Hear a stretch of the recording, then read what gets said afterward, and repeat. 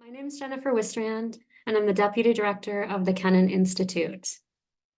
Thank you for joining us to discuss peacebuilding in the South Caucasus. This discussion is intended to build on a discussion we had last fall entitled Nagorno-Karabakh, Humanitarian, Geographic, and Geopolitical Considerations for the Broader Region. Before I introduce our guests, I'd like to encourage you to stay up to date on the Kennan Institute's work by visiting our website and subscribing to our events and publications. So today's guests are Lawrence Broers, Anne Phillips, and Marina Nagai. Lawrence Broers is a scholar practitioner with more than 25 years of experience as a researcher of conflicts in the South Caucasus and a practitioner of peacebuilding initiatives in the region. Dr. Broers previously worked as the director of the South Caucasus program at the peacebuilding organization Conciliation Resources. Dr. Broers is the author of Armenia and Azerbaijani, Anatomy of a Rivalry, which was published by Edinburgh University Press in 2019. He's also the co-editor-in-chief of the scholarly journal Caucasus Survey. Marina Nagai is the Caucasus director at International Alert. Since 2010, Dr. Nagai has been managing peacebuilding projects in the South Caucasus and leading research and analysis in Ukraine. In this capacity, Dr. Nagai facilitates dialogue between conflicting sides, designs and manages the implementation of specific peacebuilding interventions, develops programming strategies, and builds and maintains relations with key stakeholders in the South Caucasus and Ukraine. And finally, Anne Phillips is a scholar practitioner with decades of experience researching and teaching about systems transitions in the former Soviet region. Dr. Phillips has also worked for USAID, the George C. Marshall Center for European Security, and the U.S. Institute of Peace on assistance to conflict-affected and fragile states in the former Soviet region. Dr. Phillips is currently a fellow at the Center for Peacemaking Practice at the Jimmy and Rosalind Carter School for Peace and Conflict Resolution at George Mason University. Unfortunately, Dr. Phillips is only able to join us via sound and not via image. After our guests speak, there will be an opportunity for our audience members to ask questions. If you have a question for one or several of our guests, please submit your question via the Q&A function at the base of your Zoom screen. And please include your name and affiliation when doing so. So we're going to spend the first half of the discussion, some questions, ask each of our distinguished guests a couple of questions to get the discussion going. But like I said, the audience members, I would encourage you, you can submit your questions at any time. You know, they'll start populating and I'll see them. So if something sparks your interest, submit your question and we'll address it once we get to the open Q&A. So the first question I'd like to ask, I'd like to direct to Lawrence. Some of our audience members are familiar with the longstanding conflict between Azerbaijan and Armenia over Nagorno-Karabakh, but others might not be as familiar. And I'm wondering, could you explain the nature of the conflict, why peace has been unattainable this far, and why peace might now be possible? Sure. Good morning, everyone. Thank you very much, Jennifer, for convening this meeting. So there had been instances of mass violence between Armenians and Azerbaijanis in the 1900s and in the First World War era. But the modern Armenian-Azerbaijani conflict is conventionally seen as one of several that ran simultaneous to the collapse of the Soviet Union in the late 1980s and early 1990s. And the core of the conflict is usually framed as the desire of the local ethnic Armenian majority in an autonomous region called Nagorno-Karabakh, meaning mountainous Karabakh, which was located inside the Soviet Azerbaijani Republic, to separate from that republic and to be joined with Armenia. So I think you could characterize this conflict as a self-determination conflict, but with a strong irredentist element, because this aspiration to separate from Azerbaijan of the Karabakh Armenians was very much supported in Armenia, and it was very much framed as a unification movement. Now, this conflict emerged in 1988. The Soviet leadership, which was dealing with a systemic crisis of the Soviet Union, was unable to deal with it. And that meant that when Armenia and Azerbaijan regained their independence in 1991, they were effectively at war with one another. And that resulted in a dramatic upscaling of the conflict. It started out with stones and hunting rifles and escalated to large-scale warfare between national armies. Now, the First Karabakh War ended in a military victory for the Armenian side, and it also involved a dramatic degree of overspill as a number of regions around Nagorno-Karabakh were conquered by Armenian forces before Russia was able to broker a ceasefire. And very large numbers of displaced persons, millions, more than 1 million altogether, hundreds of thousands of refugees from both republics, and a larger number of internally displaced persons, ethnic Azerbaijanis, displaced from around mountainous Karabakh. Now, the conflict was given to the new regional security organization in the post-Cold War space, the Organization for Cooperation and Security in Europe, to mediate.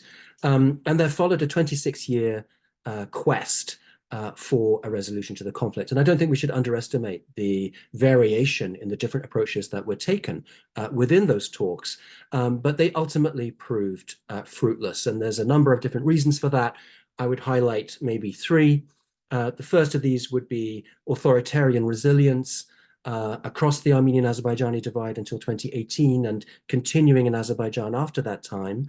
That made the formulation or the credibility of institutional arrangements that could deal with this conflicting demand for self-determination and territorial integrity very difficult to imagine, very difficult to take forward. I would also highlight the decline of the liberal international order at large, with its assumptions that conflicts would be resolved peacefully, participatory peace processes, and so on. We've seen a very different trajectory in the last few years. And finally, I think the eternal or the everlasting option of a military operation to end the conflict, since Azerbaijan, due to its oil revenues, was able to rearm and always had that military option in case peace talks failed. Now, in 2020, in the Second Karabakh War, in a period of just 6 weeks, Azerbaijan was able to retake most of the territories that it had lost in the 90s. And in September of last year, it mounted a military operation to retake the last part of Karabakh that was still under Karabakh Armenian local governance. And so this core issue of the status of mountainous Karabakh, Nagorno-Karabakh, has been taken off the negotiating table. And this has led to some thinking and rhetoric that now the peace process can press ahead and that peace is now possible. So yeah, I'll stop there. That was excellent. Thank you so much. And I'm sure that's actually sparked some questions for myself, but I'll save them for when we finish the first round of questions. Marina, I'd like to turn to you for the next question.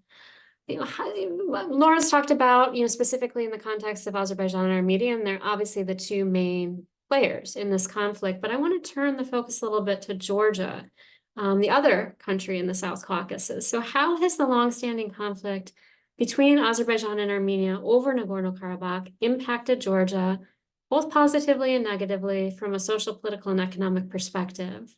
And then how might a lasting peace between Azerbaijan and Armenia impact Georgia, both positively and negatively, from a social, political, and economic perspective? Because they've played one role for, as Lawrence mentions, a 26-year period, and now they're going to potentially be playing a different role. So what do you see as how they're impacted by what's happened?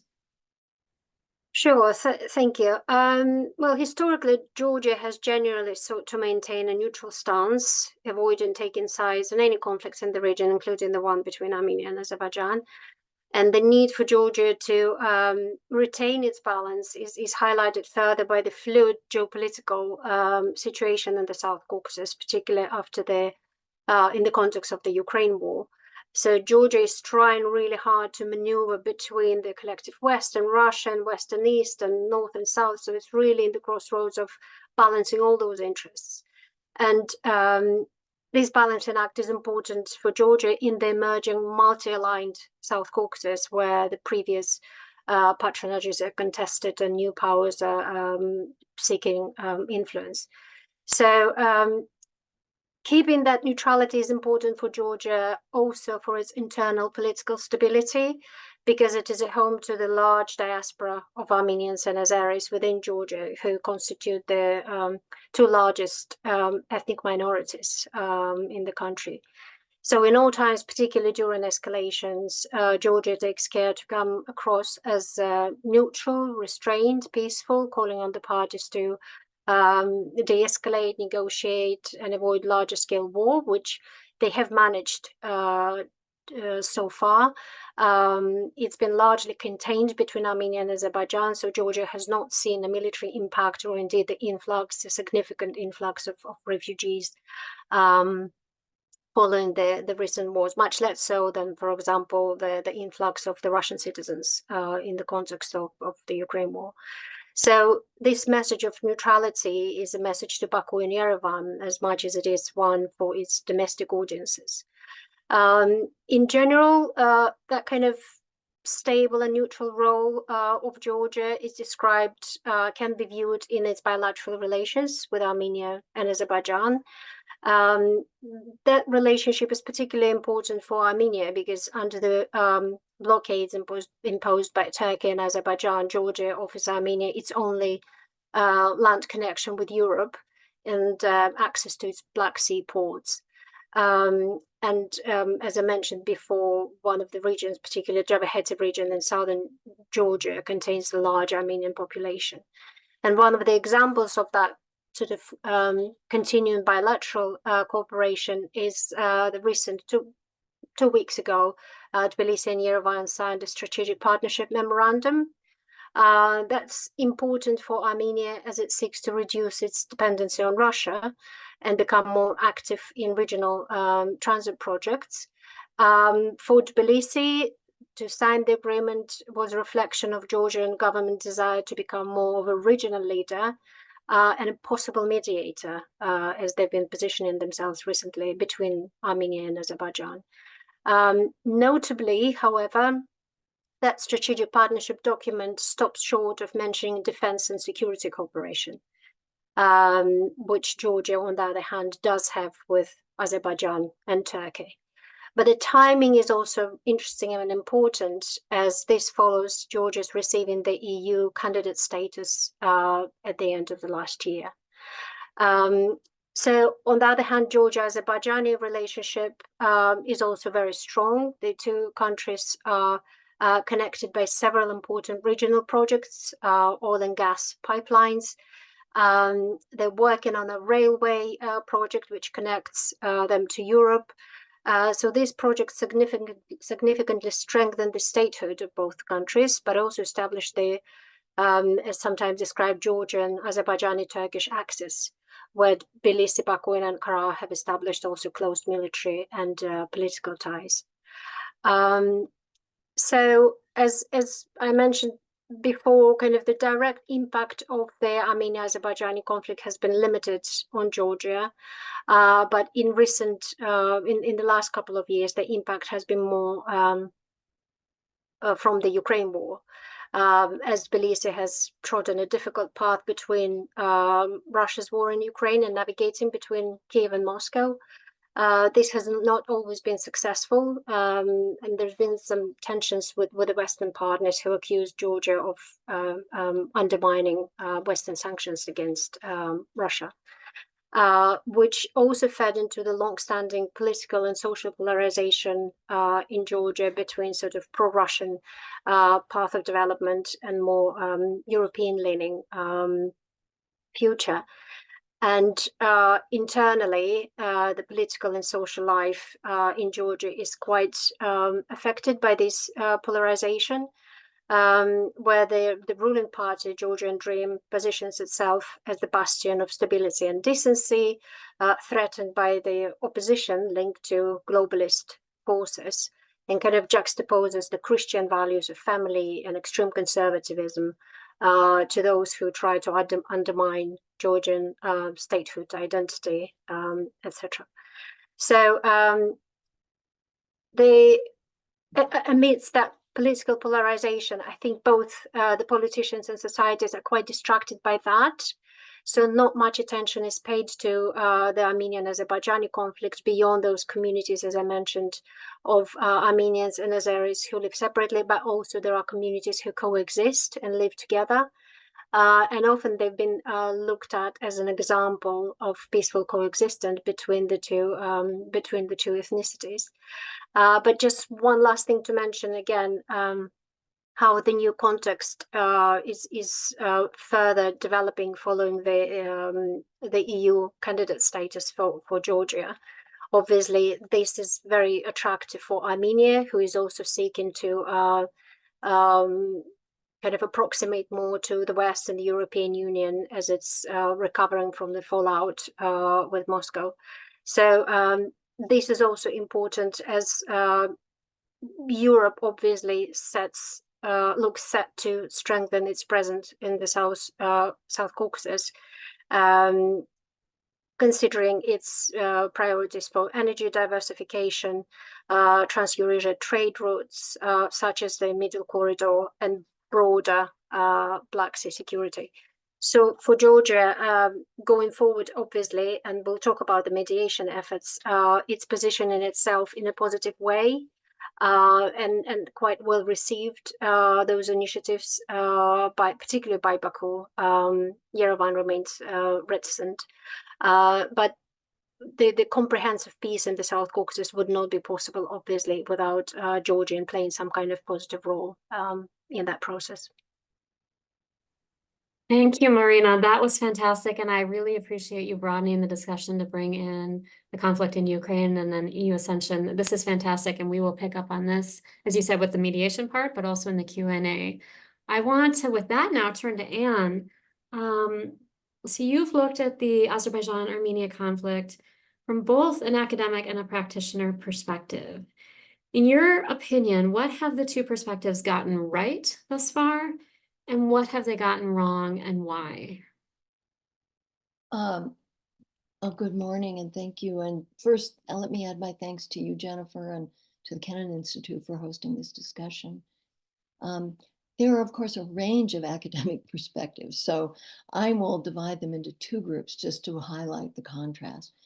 The best academic works provide historical context, factors, and actions on both sides leading to conflict, with all their nuances, and as opposed to the good, bad, the problem one and the victim, etc., and include the role of regional as well as international actors. And I would include Lawrence's anatomy of a rivalry among those, as we heard in his opening remarks. However, other academic literature subscribes to an ancient hatreds explanation for the conflict, and in my view has been a major obstacle to compromise and peace. So how could that be? Well, the ancient hatreds explanation gained momentum as politicians in both countries defaulted to nationalism when the Soviet Union began to unravel and then implode. Soviet institutions, laws, norms, and incentive structures melted away. And in that vacuum, and amid great uncertainty, and we shouldn't forget, quite a bit of suffering on the part of the average person, the default to nationalism was expedient for politicians to mobilize public support. And this was not unique to Armenia and Azerbaijan. It was true, took place in many other newly independent states in parts of Central Eastern Europe and in Yugoslavia. The turn to nationalism was accompanied by the development of parallel and selective historical narratives by academics and politicians in each country that emphasized past conflicts attributed to the other, grievances against the other, victimization by the other, and fears of the other, while omitting long periods of living together peacefully as neighbors and friends, shared experiences, and cultural similarities. We recall, of course, that Armenians lived in Azerbaijan and vice versa, and both lived in Karabakh before the First Karabakh War. So together with the appeal to nationalism, the narratives created a security dilemma and zero-sum relations between the two states that undercut the ability of Armenian and Azerbaijani leaders to compromise on the most pressing issues after the First Karabakh War. The return of Azerbaijan's territory occupied by Armenia since 1994, and the status of Nagorno-Karabakh. Several times during this long period, leaders came close, perhaps the most promising in 2018-2019. But the publics in both countries, long schooled in enemy images and competing victimhoods, rejected compromise. Well, what about the practitioners? They operate at two levels: the track one, government officials; track two, civil society. What practitioners on both tracks have gotten right, in my view, is a long-term commitment to process. Lawrence already noted the 26 years of negotiation between Armenian and Azerbaijani leaders under the auspices of the OSCE Minsk Group following the First Karabakh War. And many track two efforts brought together people from both sides in dialogues and workshops to build and rebuild understanding. And Marina has been involved in a number of those.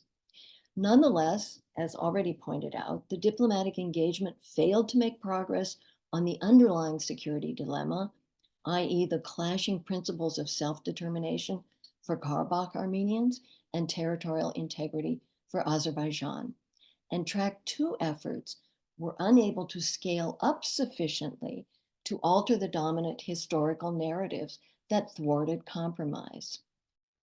The mounting frustration in Azerbaijan with the failure of progress led Baku to retake its territory in the Second Karabakh War and then establish full control over Nagorno-Karabakh in September 2023. The flight of Armenians from Nagorno-Karabakh followed. These developments, again, since 2020, have changed the political landscape fundamentally, as did the First Karabakh War, but in different ways.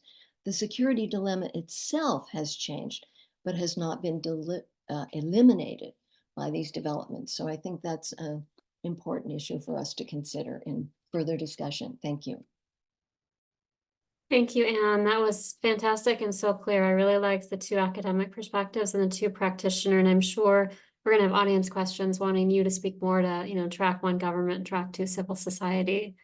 I want to circle back now, as another question for Lawrence. So you've also looked at the Azerbaijan-Armenia conflict from both an academic and a practitioner perspective. So focusing just on the practitioner perspective, and circling back, you kind of ended your last question by why peace might now be possible. What kind of peace agreement and what kinds of peace building measures do you think will be needed to achieve a lasting peace between Azerbaijan and Armenia? And is that feasible? What you outline is what you think is needed. Is that feasible in the current Azerbaijan-Armenia context? Yeah, thank you.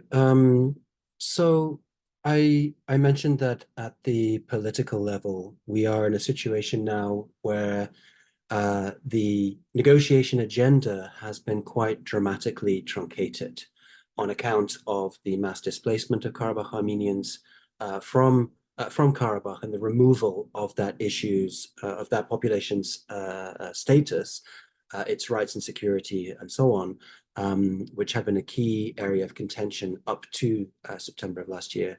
That's been removed from the peace talks, and that is driving the sense that this narrower agenda at the interstate level can now more feasibly reach agreement. But as a practitioner invested in ideas of comprehensive solutions to conflicts, of the social terrain in which peace agreements land and have to germinate, and what happens beyond the high table, effectively, I think it's a more pessimistic picture that we face.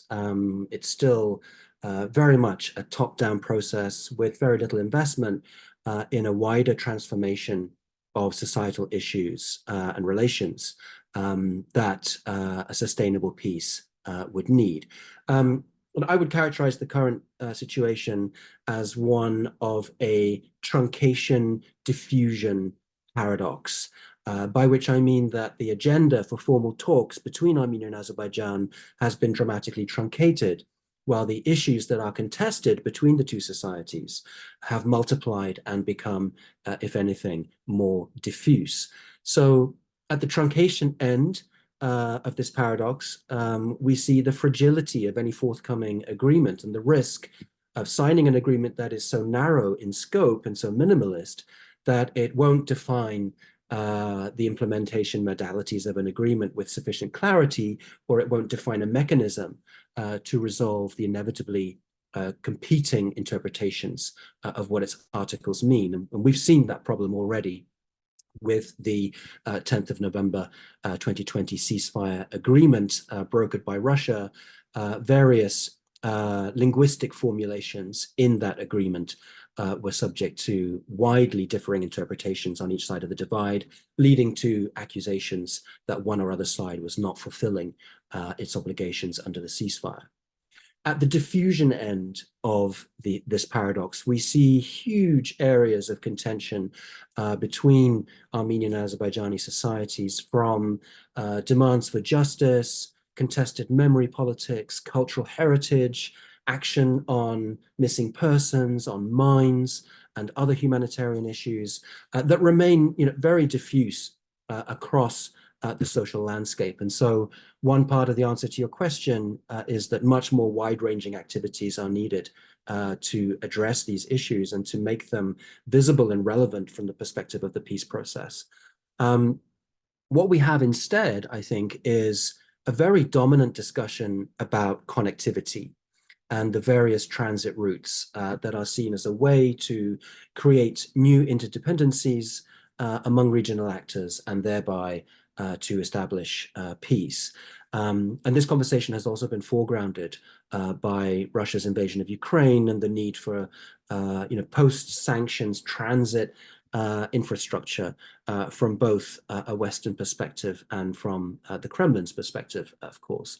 Now, while connectivity, I think, does, of course, need to be part of a new regional environment supportive of peace, what we've seen is that these various connectivity schemes have become associated with a language of threat and exclusion towards some regional actors over others, and that has created a sense of doubt as to their viability.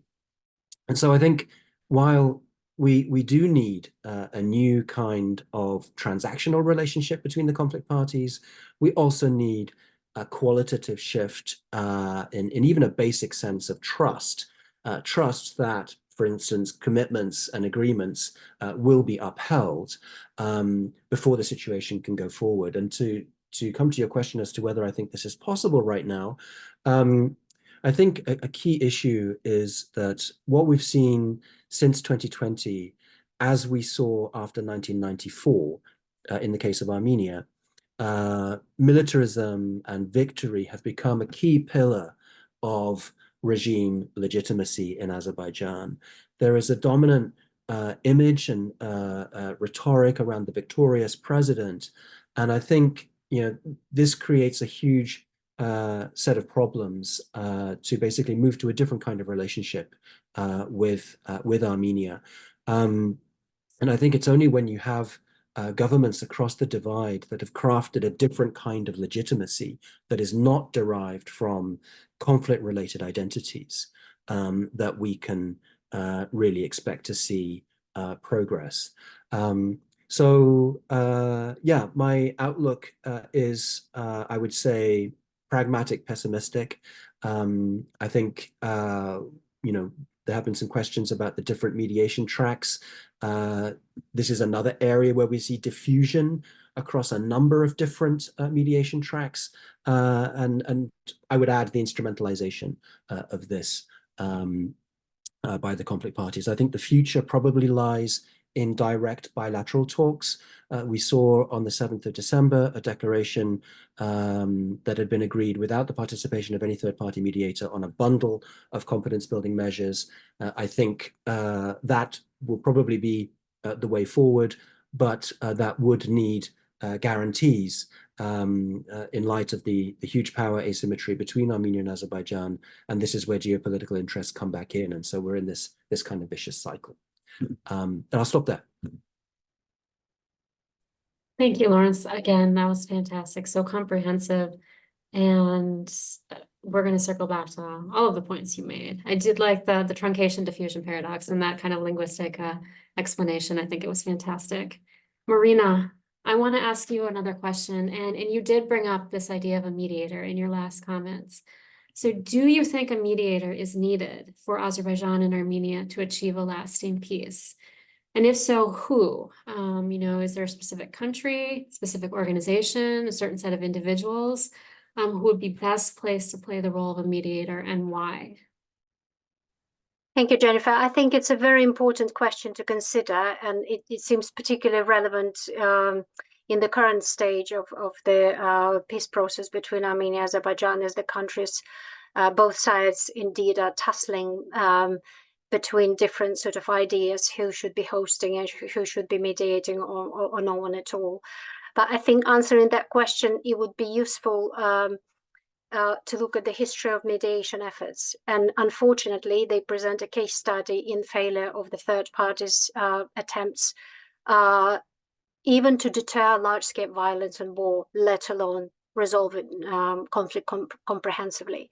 So for 3 decades, we know it was the mediation process was led by the OSCE Minsk group, with the 3 co-chairs, Russia, United States, and France. And the process, particularly in its later stages, completely discredited itself at the political level and socially in the societies as well. So it kind of limped on until 2020, when Azerbaijan won militarily in the 2020 in the 40-day war, and where Russia is essentially unilaterally mediated a ceasefire and sort of officiated the demise of the Minsk group. However, it seemed that Russia had the kind of the upper hand in the mediation process, but then the Ukraine war happened. And obviously Russia had to divert its attention and resources to that theater, which created a security vacuum, but also a space, a niche for possibly playing a mediating role. And the European Union, uncharacteristically for itself, has to be said, acted very swiftly and decisively and offered its good services as a mediator. And in kind of 2022, 23, there's been quite a good unprecedented pace and tempo in the negotiation process, with the EU prominent and promising role as a mediator. That was also supported by the efforts from the United States and the talks with direct involvement of Antony Blinken. And the main achievements from that process have been, apart from agreeing kind of the negotiation plan, so that the agreement that the parties would be moving swiftly to achieving some kind of framework agreement, also recognition of territorial integrity by both sides. However, as it became clear in 2023, it came with a heavy price tag for the Nagorno-Karabakh community, and the Blitzkrieg war in September last year. So the Kremlin obviously didn't like that kind of leading role of the West and criticized it openly, and essentially opened its own track. So as Lawrence mentioned already, so that kind of multi-track forum shopping for the parties is rather confusing than helping the process. And since then, different ideas have been floating around. Erdogan offered a quadrilateral format with Armenia, Azerbaijan, Turkey, and Russia. Back in 2021, Georgia offered 3+2 format with the 3 South Caucasus countries, European Union, and the US. There were talks about 3+3. So different variations. As I said, kind of dizzying choice of different platforms.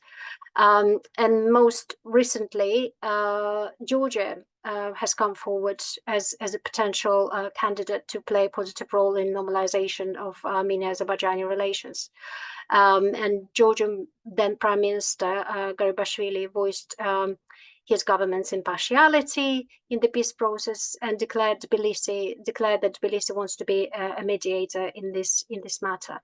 That idea was supported by President Aliyev of Azerbaijan, who stressed that Georgia's role in mediating the talks would be the most proper course of action, considering the historical context and geographic factors.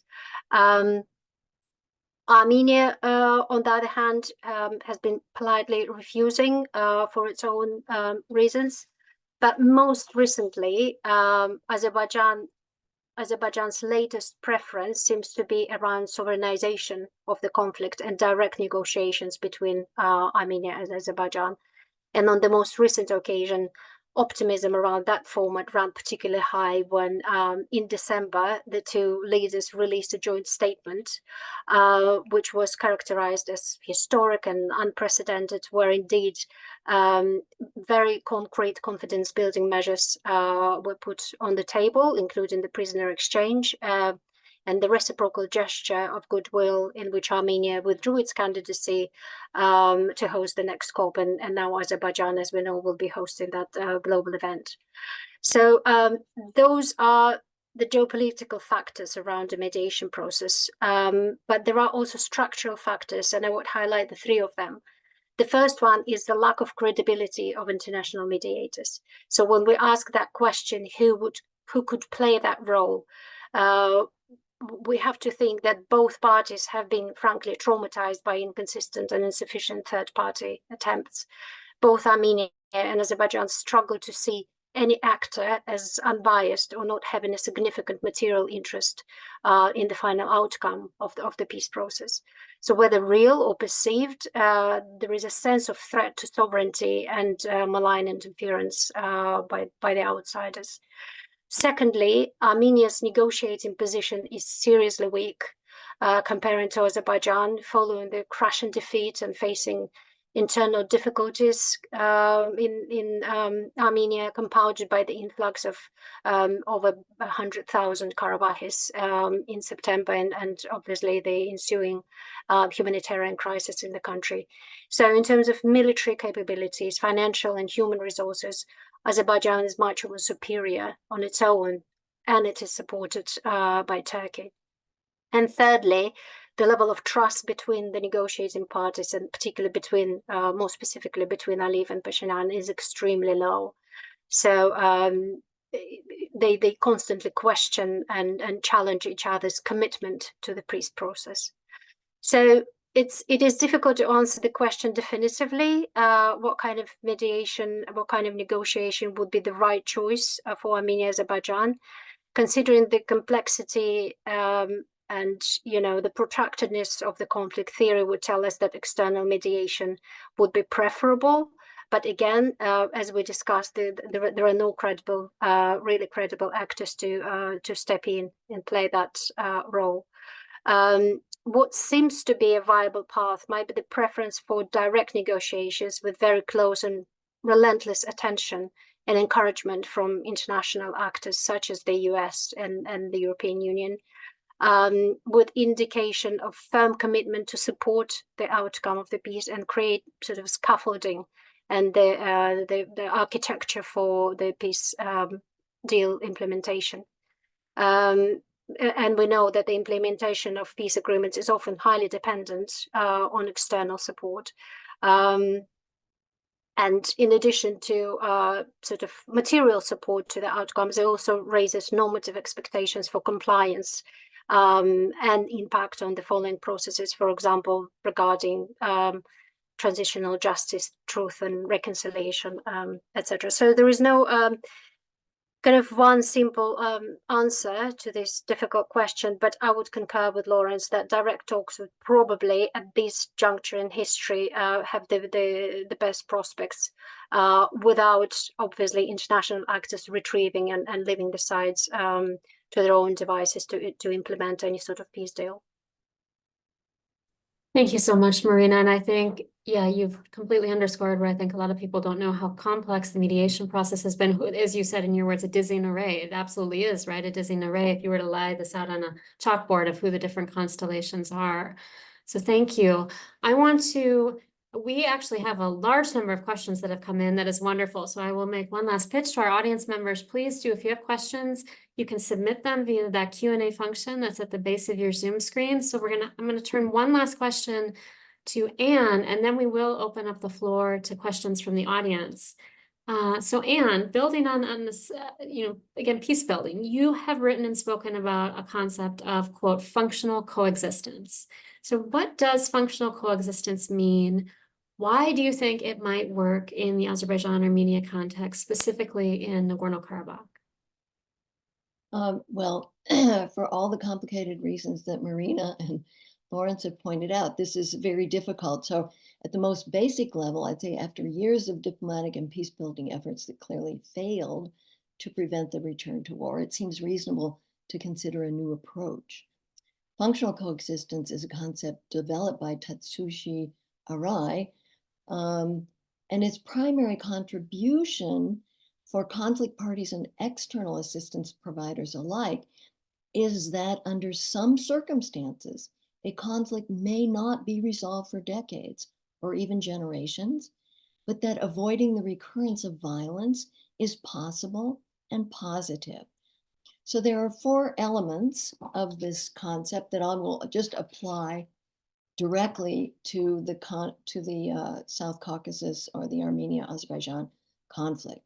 The Armenia-Azerbaijan conflict has been in a state of non-resolution, which is the first element, for decades. Peace negotiations since the truce ending the Second Karabakh War have dragged on, made little progress. Expected dates for a peace agreement has been steadily pushed back. The second element of functional coexistence, a sustained negative peace, is currently absent because there have been border clashes since the truce agreement and so on and so on. And just as we noted in September, Azerbaijan retook all of Nagorno-Karabakh, or took all of Nagorno-Karabakh. And interestingly enough, last week, Prime Minister Pashinyan proposed a non-aggression pact between Armenia and Azerbaijan if the peace process continues to drag on. Such a pact could create a sustained negative peace if agreed to and implemented. Another dimension that I would bring in is that a shift toward transactional policies among external actors in the region has created a kind of crosshatch of relations that do not line up predictably in support of Armenia or Azerbaijan. And we could discuss that because it's quite fascinating. And this crosshatch may contribute sufficient guardrails to preempt a return to violence. The conflict parties retain agency, the third element, that is the ability to make decisions and pursue their interests, but not equally. As Marina pointed out, agency is very much complicated by enormous power asymmetries. And I would add the deteriorating relations between Armenia and Russia. Russia had always been a very important balancer in the region. And we could discuss the turn toward Europe and so on, but what other options there are for Armenia. Finally, the potential to create a minimally livable social space or spaces, the fourth element of functional coexistence, exists, beginning with restoring direct security communications along the line of contact, which border demarcation is still an open issue, but that was established by Prime Minister Pashinyan and President Aliyev in 2019 and implemented with success in reducing border clashes at that time. Other concrete possibilities can be discussed if there's time. Regarding Nagorno-Karabakh, I see that as it's part of the broader Armenia-Azerbaijan relationship. A near-term question, which has been mentioned before, is whether the influx of Karabakh Armenians will destabilize Armenia or lead to a more hawkish government with irredentist claims to Karabakh, or integrate well and strengthen the polity? We don't know. I think it's too soon to tell. The longer term issue is how the right of return, which Baku promised to Armenians who fled Karabakh, versus irredentist claims to Karabakh, will be handled as Armenian-Azerbaijani relations evolve. And in closing, I just want to address possible concerns in the peace-building community about functional coexistence, who might see recognition of non-resolution and the value of a negative peace as giving up on traditional goals of conflict resolution and reconciliation. Functional coexistence is not intended to replace peace-building goals or a positive peace. Rather, it's seen as an addition, a new approach, an additional approach, which really builds upon the old idea of peaceful coexistence, that the peace-building community can employ as a means to end organized violence and provide a degree of valuable predictability to residents in affected areas where circumstances warrant. And I would submit that the Armenia-Azerbaijan case is one of those. Thank you. Thank you so much, Anne. Thank you to all three of you, Lawrence, Marina, Anne, for incredibly comprehensive answers. I myself have taken a huge number of notes on what you're saying. I would like now to I have my own questions, but we have so many that have come in from the audience. So I want to open it up to audience questions. And I will just, for the panelists, any of you feel free to take them, but maybe given the large number we have, maybe try to keep your answers, 60-second, 90-second, just so we can get through more. And again, all of you feel free to jump in if you feel that you want to say something. So our first question comes from, and again, to our audience, the rest of you do feel free to continue sending your questions in. Again, you can do it via that Q&A function at the base of your Zoom screen. First question from Aram Avestian. How do elections in Azerbaijan, Russia, the EU, and the US impact the Armenia-Azerbaijan process?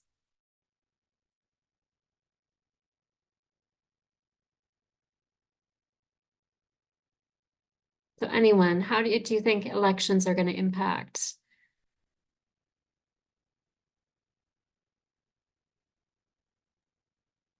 Oh, well, I can maybe kick off. I don't think that elections in Azerbaijan will have a very significant impact because the Karabakh conflict has not been an issue of diverse competing views in Azerbaijan. Similarly with Russia, obviously we're expecting a reaffirmation of the incumbent. So I think it's very much business as usual and not really a significant impact. EU elections, I think, will be significant because I think we will see a change in many of the key people who've been engaged on this issue later on this year. And so there's going to be, I think, a lot of issues around institutional memory and around incomers coming into the Armenia-Azerbaijan file and needing to get up to speed very, very quickly. So I think that will be quite consequential. And I think the US presidential elections will also be potentially extremely consequential, just in terms of the implications for the very different visions of US foreign policy and indeed the international order that the two likely candidates espouse. So I think if there is, a return to the presidency of Donald Trump, we should expect to see, intensification of the wave of conflicts around the world. Even if Biden is reelected, again, we are very much in a different global context. There would at least be a greater likelihood of sustained US attention to this conflict. Just add one sentence to what Lauren said, because I agree with all that. I would just underscore that the US elections can be very significant, because if Trump is elected president, then a US objective in the South Caucasus to minimize, if not eliminate, Russian influence in the region, which actually I consider unrealistic, will go away.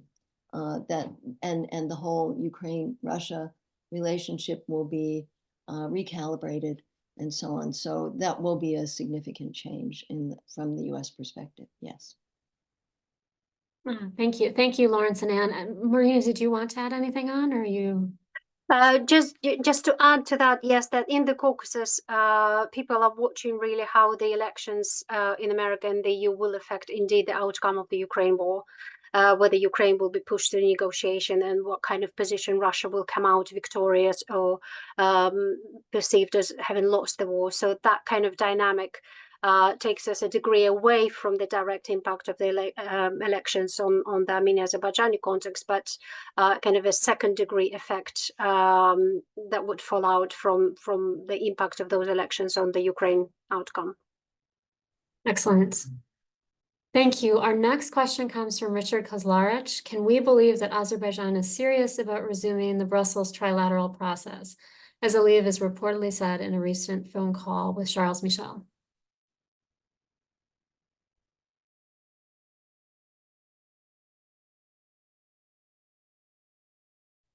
I'll be happy to kick things off. So I don't necessarily believe that Aliyev is serious about the Brussels process as a venue for the signing of a comprehensive peace agreement. However, I do think that he's serious about having this track as a balancing mechanism, as a pivoting option, counteracting Russia's mediation track, and facilitating, as I think you commented in the other chat, a process of forum shopping. So I think what we've seen since December 2021 in particular, when the EU process began, is this phenomenon of fractured mediations leading to forum shopping, where one or other of the conflict parties thinks that they can get a better deal with another mediator, and the mediators are basically in a very kind of competitive setting. And this is not a new problem in the Armenian-Azerbaijani peace process. This was very much the case in the mid-90s. And in fact, the Minsk group troika structure was a solution to that problem. So I think we can expect to see investment in multiple mediation tracks. But I agree with Marina that ultimately it is most likely that an agreement will emerge from a bilateral process between the two states. Yeah, I would just add, sorry about this, but I said there have been parallel discussions going on that Marina pointed out. And if I recall correctly, Azerbaijan excluded itself voluntarily from a EU meeting and some EU or some discussions hosted by the US, and so has been pretty selective in trying to move toward either Georgia or bilateral, which seem, and it's perfectly realistic under given circumstances. Baku holds a lot of the cards at the moment. If I could jump in very quickly, I think it's important to, when we look at the relationship between between Azerbaijan and the EU, to look at the kind of newly found confidence by Azerbaijan in its relationship with the EU. So it really has shifted from the sort of attention-seeking side who really wanted help from the EU. Now it positions itself as a very strong partner that offers energy diversification for the European Union and all the prospects of the middle corridor and transport route. So, as I said, Azerbaijan is turning the tables and feeling much more confident in its relationship with the European Union, where it can dictate more of its conditions rather than following conditionality possibly imposed by the European Union. Thank you to all three of you. Our next question comes from Nareg Safarian. I would be curious to hear Lawrence Broer's take on the policies pursued by the Nagorno-Karabakh Republic and Armenia after 1994, compared with Azerbaijan's policies after 2020. It seems to me the hostilities have been ongoing after 2020 in a way they did not after 1994. Is that a fair assessment? What realistic expectations can we have in all events for an enduring peace in the region? Thank you, Narek, for this question. Yes, it's a very interesting one to look at it comparatively. After the 1994 ceasefire, there was really a long hiatus in terms of frontline violence, whereas the 2020 ceasefire agreement was followed very quickly from May 2021 with these regular incursions, incidents, and so on along the new line of contact. So why do we have this difference? I think we can point to certain kind of rather different circumstances and enabling conditions in 1994 as opposed to 2020. The 1994 ceasefire agreement, I think, resulted from the exhaustion of the conflict parties. The fighting over winter 1993, 1994 had been very intense, and both parties, I think, were just at the limits of their capabilities. And interestingly, it was a self-sustaining ceasefire that was agreed rather than one that was monitored by external peacekeepers. And that speaks to me of the fact that the parties were exhausted. And that is an explanation for this hiatus in violence. I think another explanation would be the power of the unipolar moment, the expectation that an internationally mediated peace process would function, would be capable of delivering an agreement, which is very different from the situation in 2020. And then I would add a third factor, which is that the natures of the military victories in 1994 and 2020. In 1994, it was really a dramatic instance of overspill. As one Armenian observer once put it to me, we just got in too deep and had to somehow extricate ourselves from this situation where we'd ended up in control of all of this territory that hadn't been part of the original dispute. So I think there was a sense for Armenian actors that the peace process was a way to actually extricate Armenia and the Nagorno-Karabakh Republic from that situation. That over time, I think gave way to a different kind of geopolitical vision, which I described in my book as augmented Armenia and kind of fulfilling that irredentist imagination. In 2020, so we have Russian peacekeeping forces, but it's a very different global moment.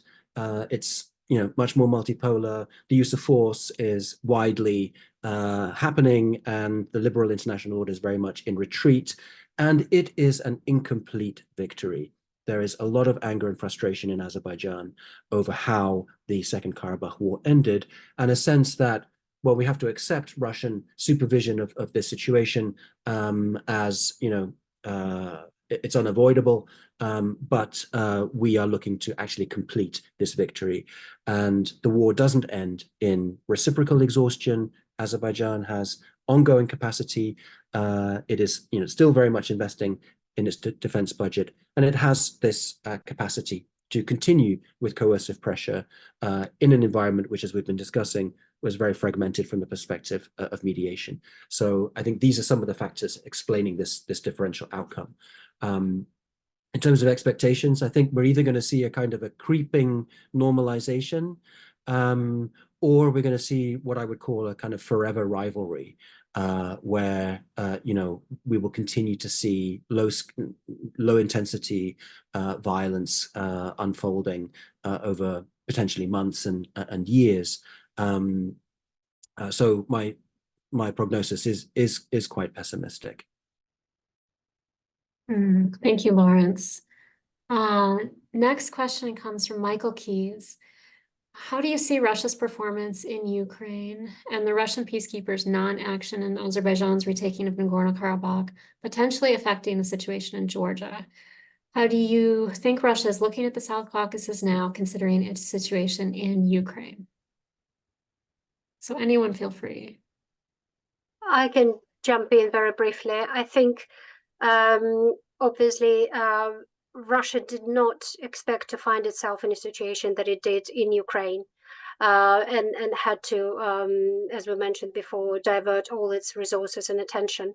However, it still finds the energy to strive and keep its relevance in the South Caucasus. I don't think that long term that strategy, the foreign policy of Russia will change.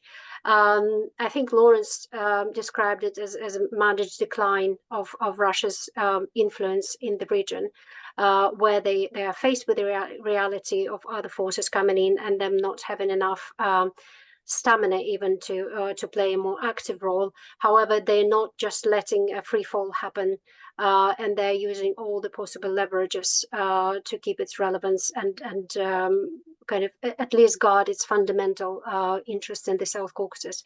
And in particular, when it comes to Armenia-Azerbaijan, again, the question of the Zangezur corridor and the transport links, where it's the primary interest of Russia to have access to Turkey and Iran through that bit of the border between Armenia and Azerbaijan. I don't know if it answers the question, but Russia is nowhere near to leaving the region. And with regard to Georgia, again, Georgia is playing a very fine balancing act between not provoking Russia too much amidst the calls, that came from different corners of opening a second front in Georgia. Because we never talked today about Abkhazia and South Ossetia, the two conflicts that Georgia is still grappling with and remain unresolved, and certainly pressure points from Russia against Georgia that can be leveraged and used. Yeah. Thank you, Marina. Yes, Anne, did you want to add a question? I would just add, of course, Russia is very much focused on Ukraine now. And some of the, and its engagement in the South Caucasus has changed. It still maintains a platform for trying to negotiate a peace and so on. But as Armenia explicitly turns its attention to the West and expanding its relations with the EU and including a security component, we shouldn't forget that Armenian-Russian relations are multifaceted and longstanding. They're not only cultural, because there are lots of Armenians in Russia. And of course, now there's more Russians in Armenia, some of those folks left because of the war and conscription, but also very dense economic ties. Russia maintains and controls and manages most of the key infrastructure in Armenia. Russia has a military base in Armenia and other forces, small number of forces throughout the country. So the idea of a complete pivot from Russia to the West is, I think, unrealistic. So just wanted to add that mention. Thank you both very much. I actually want to, there's a follow-on question focusing on Russia, and then we've got a number of questions focusing on the Zangezur corridor. So I want to kind of bundle those together. But follow-on question about Russia's role. So this comes from Alan Whitehorn. Does the presence of Russian troops in several strategic locations in Armenia itself help or hinder the peace prospects in the region? Well, just a thought on that. I think the presence of Russia and Armenia had a mutual security pact, and Armenian leaders and populations were very disappointed when Russia did not intervene militarily to support Armenia in the Second Karabakh War. But the terms of that security agreement did not include Karabakh, and certainly didn't include the occupied Azerbaijani territories, the territories occupied by Armenia. So, one reason I think that Putin intervened very forcefully to broker the truce in 2020 was because Azerbaijan had mistakenly shot down a Russian airplane over Armenian territory, which threatened to engage the mutual security pact, which could have brought then Turkey in supporting Azerbaijan, and then facing a potential Russia-NATO conflict, since Turkey's a member of NATO. I do think that the presence of Russian military forces and the military base in Armenia would check any hypothetical or potential further military action by Azerbaijan to try to incorporate what it called Western Azerbaijan into Azerbaijan and retake much more territory. Thank you. Anyone, Marina or Lawrence, either of you want to add on to that, or do you want to move? Should we move to the Zengiz recorder? Or? Well, I can just say a few words because there were a number of questions actually about and Russia's role. And I think when we look sort of over the long-term trajectory, there's always been this tension between Russia's role as a mediator, ostensibly as a third party, and Russia's role as an active player and party with interests in this conflict and how it gets resolved. And I think, yeah, there's a term in the literature about being a principal mediator when you are actually also kind of engaged in the conflict. And I think for both Armenia and Azerbaijan, when they've been participating in talks brokered by Russia, these are also, of course, talks about the relationship that each has with Russia. So there isn't this sense of neutrality or impartiality. And I think there have been efforts by Russia to take the resolution process in the directions that would be most useful to Moscow, particularly in 1998 with the common state proposal that would have preserved Azerbaijan's territorial integrity, but given some effective veto powers over foreign policy choices to a reintegrated Nagorno-Karabakh. But I would argue that basically from the turn of the millennium, Russia has been committed to a conflict irresolution strategy. And it's basically been focused on keeping the conflict going or resolving parts of it, for example, through the so-called Lavrov plan that was being discussed from 2015 onwards, that would see Russian boots on the ground in the form of peacekeepers. So I think the parties have been very much aware of Russia's agendas. And I think this is also speaks to the ambiguity and the ambivalence of the Minsk group process, that through that multilateral process, Russia has been able to pose and to perform as a mediator while actually pursuing strategies that further embed the conflict. And this basically, I think, became very clear after 2020 when Russia unilaterally kind of imposed a monopoly on the ceasefire infrastructure. And then, as the EU was discussing a governance solution based on rights and security for Karabakh Armenians, Russia was putting forward another frozen conflict option to postpone the status issue for another 20 years, thereby legitimating the presence of Russian peacekeepers for another 20 years. And so, I think one conclusion from the one-day war in September of last year was that Azerbaijan effectively put an end to both the predominant Western paradigm for resolving the conflict through a kind of arrangements around rights and security, perhaps not as far as autonomy, but something along those lines. And then the Russian option, which is simply to freeze the conflict for a future resolution. So yeah, a few thoughts there on Russia's role. No, thank you so much. I am being reminded by my colleagues of the time here. So we have gotten so many questions that have come in. I'm actually going to table the discussion about the Zengiz recorder. A number of people asked about that, but given our panelists' time and our audience members' times, we're going to have one final question, which I'm going to take from Virginia Thompson. And I'm going to ask each of the panelists just in 60 to 90 seconds, give your take on this. And so Virginia asks, what do you think the impact of this particular conflict may have for the international order? It seems so few people are aware of the issues here. Should everyone be made more aware? How does this conflict reflect on other conflicts? And I know Lawrence had brought up the international order initially, and Marina and Anne, you guys spoke about it as well. So this is going to be our final question. So each of you, your 90-second take on Virginia's question. And maybe we'll just go in the order we started with. So Lawrence, followed by Marina, followed by Anne. Sure. Well, I mean, I think there are a lot of very worrying sort of trends and indicators that we see in terms of how the Armenian-Azerbaijani conflict has played out.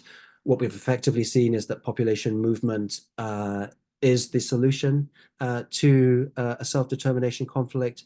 There are endless debates about whether or not this should be termed ethnic cleansing, but clearly the lesson for the wider international community and for states out there that face self-determination claims is that first of all, self-determination should be understood in the the worst maximalist way, that groups want independence, and there is a kind of a rejection of a kind of a governance solution. And secondly, that this idea of no people, no problem. You get rid of the people, you get rid of the problem. And unfortunately, I think we do see a kind of a ripple effect emanating out from this conflict. We're seeing it in terms of what's happening in Gaza. There are innumerable other examples around the world. And this is all, I think, symptomatic of the decline of the liberal international order, the passing of that order, the bankruptcy, I would say, of the liberal peace-building model, the need for to rethink our approaches to the nonviolent resolution of conflicts. Thank you, Lawrence. Marina, your final thoughts. I would agree with Lawrence that one of the kind of strongest and dangerous messages that that have been read across the region is might is right, and the coercive power to resolve conflicts or to pursue its agenda by more powerful states, be that Azerbaijan or Russia or whatever. So really kind of the dangerous territory where the military capabilities decide everything. But secondly, geopolitically speaking as well, the South Caucasus has often been referred to as a tinderbox, and we have not talked about other neighbors in the region, such as Turkey and Iran. And their concern has always been if the war has a kind of broader spillover effect, how would Turkey react, and what would be Iran's reaction? And we know Israel is also a strong supporter and military supplier of Azerbaijan. So we don't have time to dissect that dynamic, but it's certainly more actors. There is a risk of more actors getting involved in the broader violence. Oh, thank you so much, Marina. And I second your point. I wish we had 2 hours additional, and we could discuss the Iranian and the Turkish and the other perspectives. And final word goes to you. So your final quick thoughts on this. Yes, thank you. I agree with what has been said before, and I see the situation and the developments in Armenia and Azerbaijan as emblematic of broader global trend, that use of military force is legitimized, and the reluctance to resort to military force is no longer an impediment in international politics. I expect we see this in South Sudan, we see it in Ethiopia, we see it in many parts of the world and other places that have been mentioned. And so I think we're in for a rocky road here, a very rocky time. And hence, I would just come back to, if I may, a last point. Functional coexistence might be a kind of scaled back effort by peace-building community and people who want to try to dampen the use of force as an option to approach these very, very complex problems. And I would just add, I see a lot of good questions in the Q&A, and unfortunately, we didn't get to all of them. No, thank you, Anne. And a follow-on. Yes, no, exactly. And I want to, unfortunately, we've reached the end of our time. We've extended the end of our time. And so I am incredibly thankful to our excellent panelists. I'm sure everyone agrees. Doctors Lawrence Broers, Marina Nagai, and Ann Phillips. Incredibly informative information that was dispensed today. So thank you to our guests. Thank you to our audience members. I too feel terrible that we didn't get to more of the questions, but the number of questions, we will save them. It shows the interest in this topic. So thank you to everyone, and we look forward to seeing you again soon.